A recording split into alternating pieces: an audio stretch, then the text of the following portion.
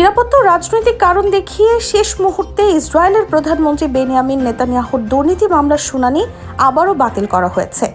Israeli সংবাদ মাধ্যম channel 12 এই তথ্য নিশ্চিত করেছে।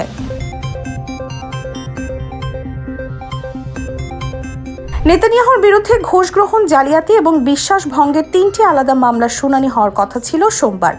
আদালতে জমা দেওয়া এক নথিতে নেতানিয়াহুর আইনজীবী আজকের শুনানিটি অবিলম্বে বাতিলের অনুরোধ জানান।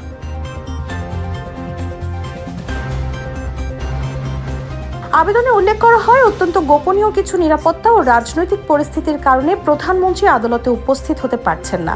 এই সংক্রান্ত সুনির্দিষ্ট এবং সংবেদনশীল তথ্যগুলো একটি সিলগালা খামে আদালত ও রাষ্ট্রপক্ষের আইনজীবীদের কাছে হস্তান্তর করা হয়েছে।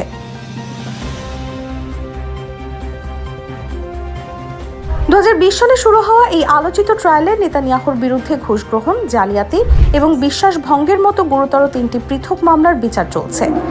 দীর্ঘ আইনি প্রক্রিয়ার পর 2024 সালের ডিসেম্বরে নেতানিয়াহু প্রথমবারের মতো কাঠগড়ায় দাঁড়িয়েছিলেন। তবে এরপর থেকেই তার জেরা প্রক্রিয়া বারবার বিঘ্নিত হচ্ছে।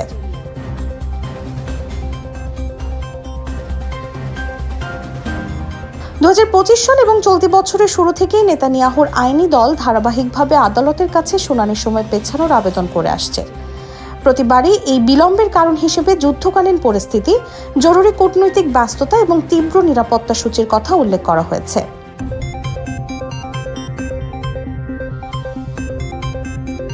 তবে সমালোচকরা এই যুক্তি মানতে নারাজ।